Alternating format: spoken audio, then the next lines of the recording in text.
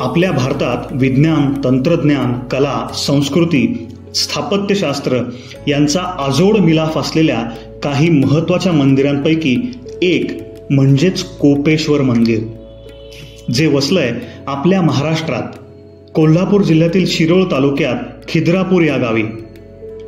मुंबईपासून खिद्रापूरचं अंतर साधारण 400 किलोमीटर आहे.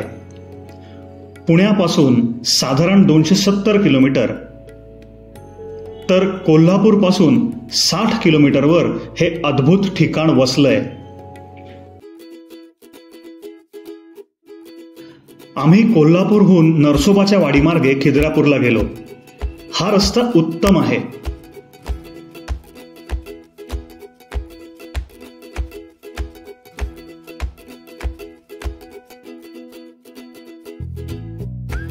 नरसोबाच्या वाडीपासून खिद्रापूर फक्त 21 किलोमीटरवर आहे.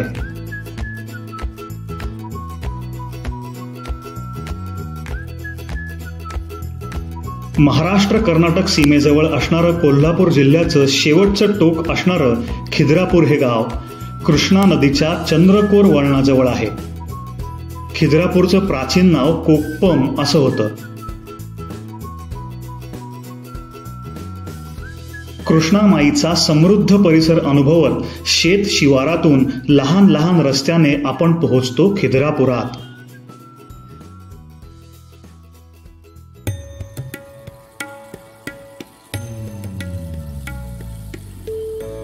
घरांच्या भाऊगर्दीत आपल्याला दिसतं मंदिराचं प्रवेशद्वार.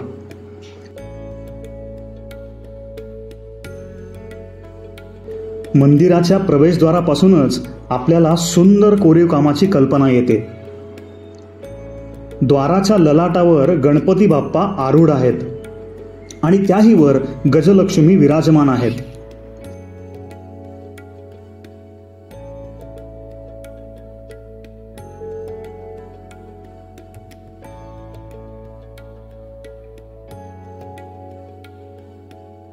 रेखीव नगारखान्यातूनच आपल्याला मंदिराच्या मंडपाचं दर्शन होतं आणि या ठिकाणापासूनच बाहेरचं जग आपण विसरून जातो.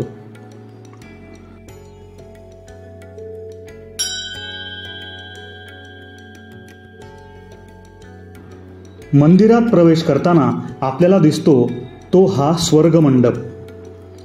स्वर्गमंडपाच्या मधोमध गोलाकार दिसते ती 14 फूट व्यासाची अखंड दगडात कोरलेली रंगशिळा आणि त्यावर तेवढ्याच व्यासाचा गवाक्ष. पहिल्या रांगेतील खांबांवर यम, वरुण, कुबेर, ईशान, निवृत्ती, कार्तिकेय असे दिक्पाल म्हणजेच दिशा देवता दिसतात. काही दिक्पाल आपापल्या पत्नींसोबत जणू काही रंगशिळेवर सादर होणारी कला पाहण्यासच आले आहेत. यातील काही खांबांवरील दिशा देवता भग्न अवस्थेत तर काही संपूर्णपणे नाहीशा झालेल्या आहेत.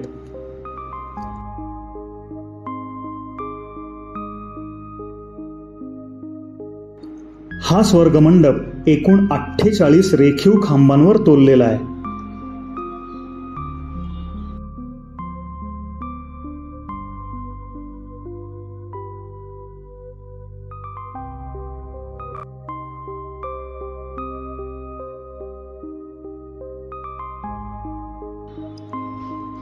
स्वर्गमंडप आणि गर्भगृह यांच्यामध्ये आहे हा अंतराळ.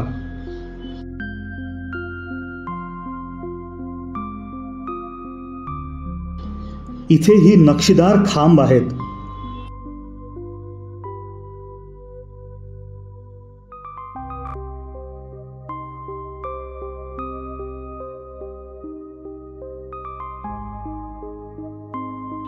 अंधारात आपली नजर स्थिरावल्यावर खांबांवर दगडात कोरलेलं नाजूक नक्षीदार जाळीकाम दृष्टीस पडतं. मूळ मंदिर या संज्ञेचा अर्थ घर. मराठीत तो देवालय असाही होतो. देवदेवतांचे प्रतीक रूपाने अथवा मूर्तीच्या रूपाने भाविकास दर्शन घडवणारे स्थळ म्हणजे मंदिर. मंदिर म्हणजे विश्वाची प्रतिकृतीच आहे आणि विश्वविषयीच्या माणसाच्या कल्पना मंदिराच्या वास्तूत, मूर्तिकामात दिसतात.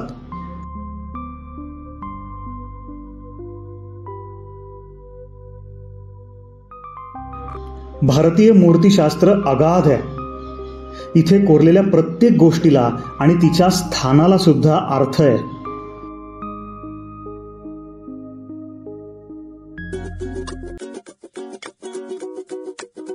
आमच्या मिहीरला सुद्धा हे प्रचंड आवडलंय बघा. लहान मुलांमध्ये पण इथला पॉझिटिव्ह व्हाईब कसा भिनतोय.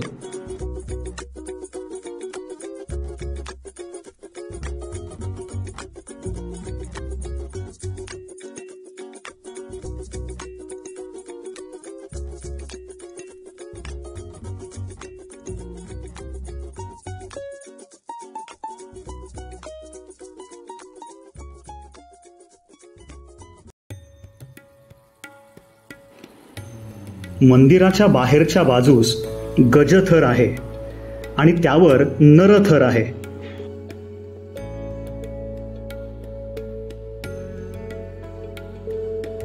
गजथरामध्ये एकूण 92 हत्ती आहेत आणि हत्तीवर देवता आरूढ आहेत.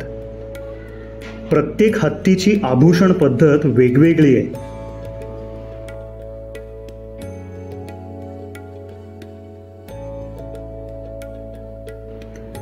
गजथराच्या वर नरथरात देवदेवता, यक्ष, सुरसुंदरी, व्याल यांच्या मूर्ती आहेत. एकंदर या मंदिरात प्रामुख्याने विष्णू आणि शंकराची विविध रूपं बघायला मिळतात. इथलं प्रत्येक शिल्प तासनतास बघत बसावं इतकं सुंदर आणि जिवंत आहे. प्रत्येक शिल्पाचा केशसंभार, भावभावना वेगवेगळ्या आहेत. इतकी आखीव रेखीव शिल्प त्यावेळी कशी कोरली असतील? कोण असतील हे कलाकार? या अविश्वसनीय कलेवर क्रूरपणे हातोडा मारताना त्या यवनांना, इस्लामिक आक्रमकांना काहीच वाटलं नसेल का? जी मानवी संस्कृती इतक्या टोकाची विघातक वृत्ती शिकवते तिचा खरंच धिक्कार वाटतो.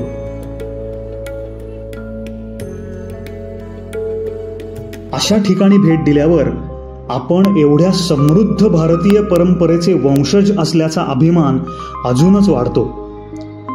जागतिक आश्चर्यांच्या याद्या कमी पडतील एवढी स्मारकं भारताच्या गावागावात आहेत.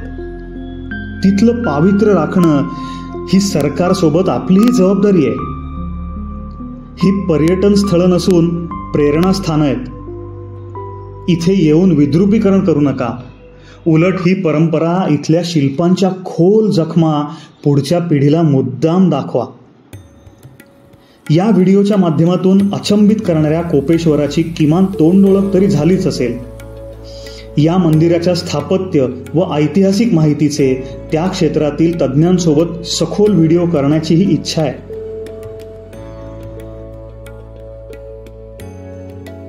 इतक्या सुंदर आठवणी डोळ्यात आणि थोड्या कॅमेऱ्यात साठवून आम्ही परतीच्या वाटेवर निघालो.